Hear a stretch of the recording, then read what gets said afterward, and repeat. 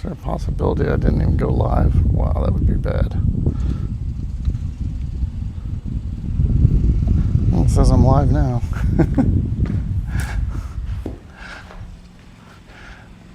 Hi everyone, I'm Don Peterson. I just did a live broadcast, I thought, but maybe I didn't push the right button. So I'm going to go through what I just went through again, and let's see if it takes this time.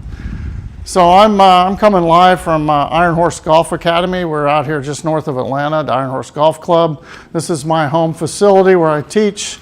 I'm also the premier instructor for the hotel at Avalon. We're affiliated with them. And then I've got some other facilities I'm going to start doing some promotional activities with to promote Miyagi for golf and some of my training. I'm going to be at Fairway Social, which is a nice indoor, like corporate simulator golf situation. They actually have a two-story simulator building and a lot of simulators in the bottom. They got a bar and a restaurant, outdoor putting. It's a really nice facility for those of you who haven't been there. So I've got a nice agreement with the manager to come in and do some promotional webcasts or whatever you want to call this, some live streaming to promote golf and to kind of promote some of my products and everything. So that's a nice facility, and that's in Alpharetta. And then there's another one called X Golf. X Golf is up in Halcyon, and I met with the manager there, and he's same way. They're very gracious about someone coming in and promoting golf. So I'm gonna do some events at both of those facilities and do what I call Miyagi'd for golf, and we'll talk about that here in a minute. But when I was younger and I was learning how to teach, and I'll give you an example here. I started doing golf schools, and I had a golfer one time, and you know, one of the biggest problems with golf is the ball's on the ground. It's a small ball on the ground, and it's very hard to hit. And we see golfers that lift the club up, try to hit that golf ball. We see them trying to flip at it, try to get it off the ground. We see bad posture and bad position with the body. And it's all caused because people don't really know how to hit that ball off of the ground. And you know, those of you who go out there and try, unfortunately, you're probably developing poor habits that are going to take you years to break. So as a golf instructor who's spent 45 years teaching golf and more than 100,000 lessons, I can tell you that if you learn the game improperly and you learn bad habits, that's one of the problems. It's going to take you a while to break those bad habits, and you might not ever break some of them. That's the sad situation. So as a golf instructor, my whole focus was I've got to learn how to train people better, because there was not very good training when I started years and years ago. So here's a good example. I had a guy who was tilting, and a tilt is kind of like his head was going down, his shoulder was going down, his body was tilting, and his arms were lifting. And I looked at that and I go, well, that's just not a good backswing position. So my thought was, okay, I've got to change this to get him in a better position, because when you lift and you tilt, you generally come across the ball, and that causes shanks and slices and all kinds of bad problems. And that's what was happening to this guy. So I looked at him, and I didn't have any props, and we didn't have video back then. And so I was just making stuff up as I went. And I said, look, if you had, I had him hold his club in his hand like this, and I said, if you had this club like this and it's level, let's pretend like it's a punch bowl, I told him. I said, right now you're going back and you're spilling the punch. Every time you go back, you're going like this and you're spilling the punch. So I want you to hold this club level, and I want you to make turns where you're not spilling the punch. I want you to practice turning like this. So I had him do this drill for a little while, and then I realized that what we're doing, and this is a physical therapy term that I've learned now since, where what we're doing is we're transferring the feeling of doing this drill into, you know, the task of swinging a golf club. So then I had him hold the club like this and practice doing the punch bowl takeaway. So this transference got him to stop doing the lift and the tilt, and got him to turn with his shoulders more level, and then that helped solve some of his problems. So the very next day I went out and bought a punch bowl because it worked so well. I thought, well, I'm going to have a prop that I can give people. And then my mind started thinking, because when I grew up playing sports, I remember basketball was a circuit. We did circuit training. So the coach had us go from, we go around, do tipping drills, we do dribbling drills, we do shuffle drills, step ups. We do a lot of different circuits, and we're learning all these different things that was helping us for how to play basketball instinctively.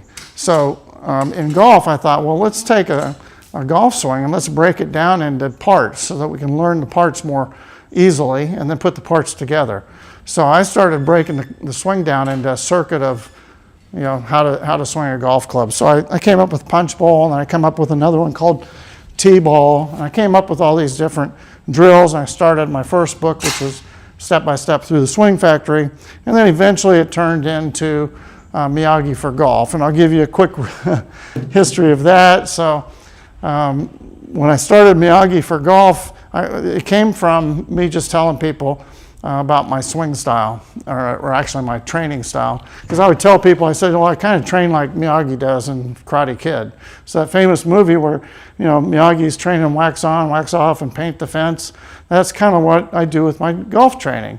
And, years and years ago, we had swing methods. There was, now they've got one called stack and tilt, but years ago there was square to square. Jimmy Ballard had a swing method. There were lots of swing methods, and those became kind of taboo at one point. Golf teachers didn't want to be known for teaching a method. So, but what I came up with was more of a training style. It's how to learn golf or how to train for golf, not really how to swing.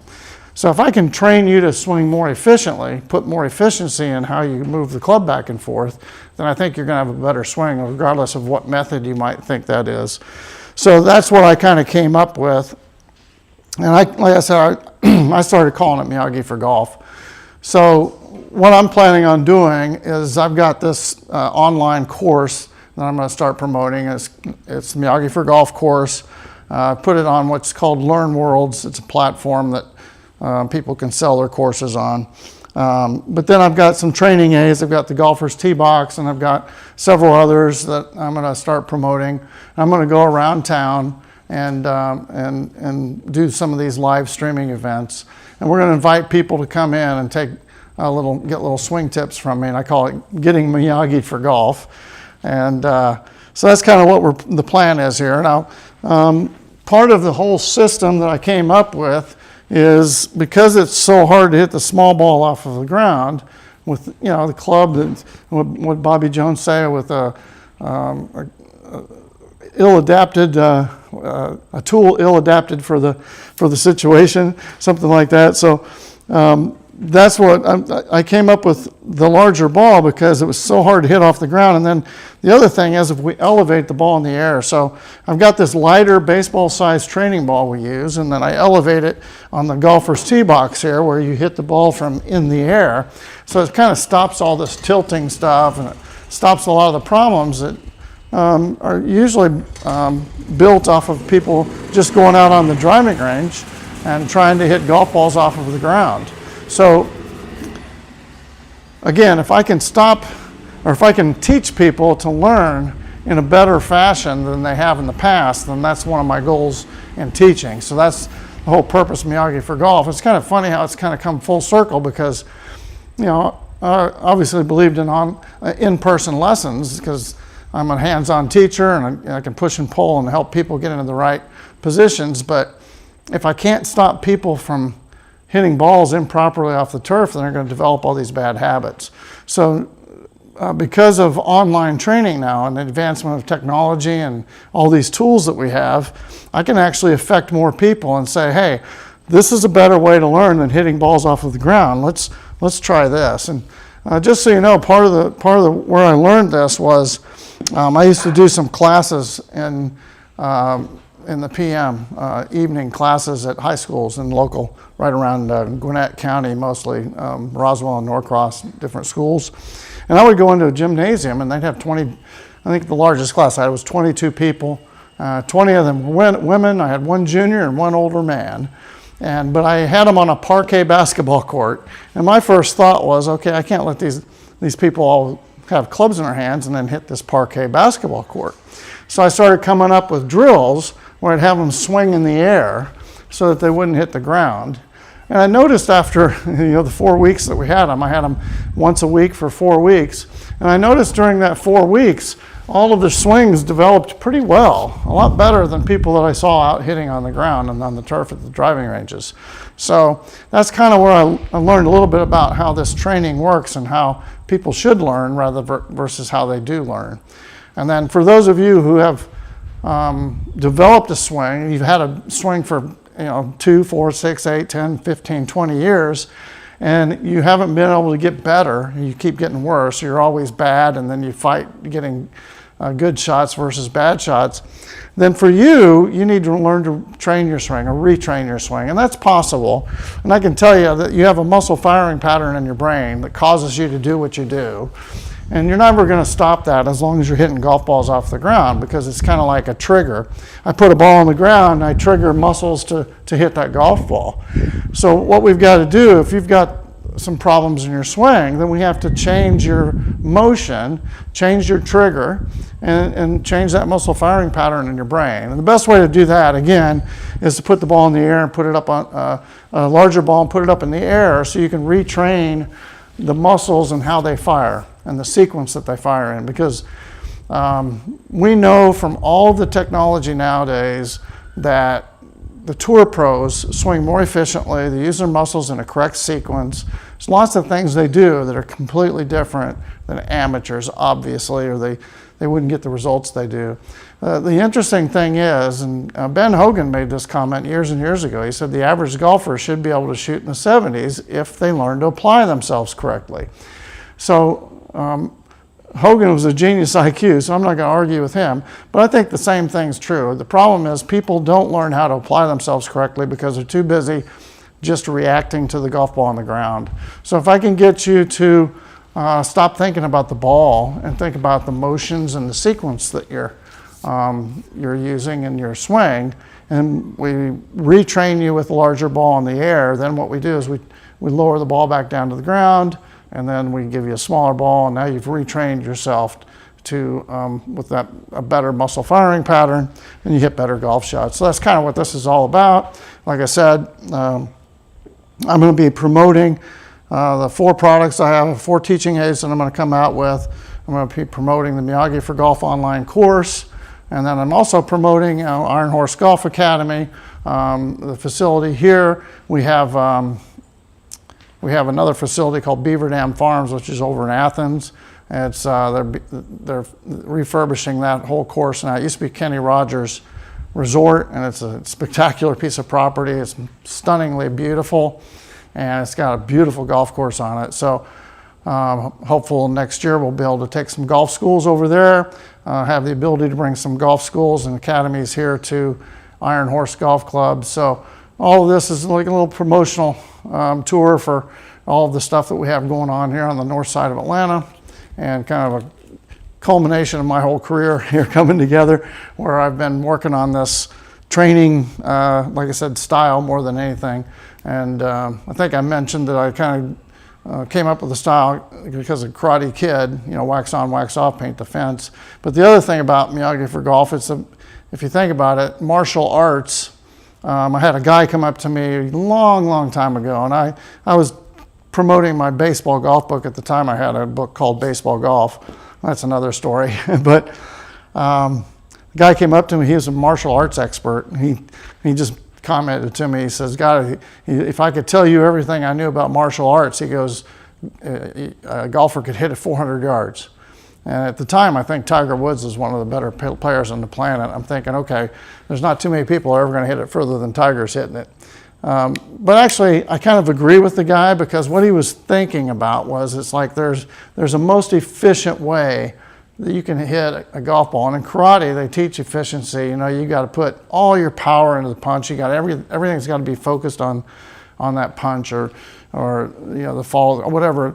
I haven't really studied martial arts, but I understand a little bit about that. So you've got all this synergy coming together at once.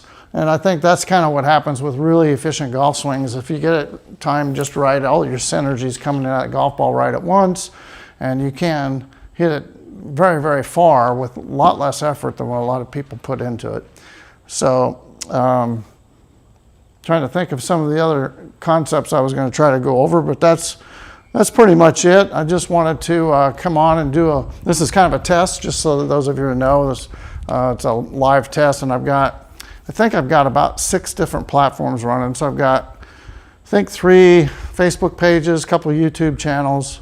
Tried to do a LinkedIn. I'm not sure if that one's going or not, but it's all through this program called eCan, and looking for some feedback. So those of you who are watching this, and I can't tell right now, I'm new to this, so I'm not really watching the thumbs up or the hearts or anything that's flying by, and I don't see any comments, and that's something I'll probably want to change as we get into this a little bit further, and have somebody help me maybe with watching that and answering questions. But please, those of you who know me, go ahead and comment. Let me know how this went, if you can hear me, if all the mechanical issues with the camera and the microphone are working. And it's getting easier and easier nowadays to do stuff like this. So looking forward to doing more.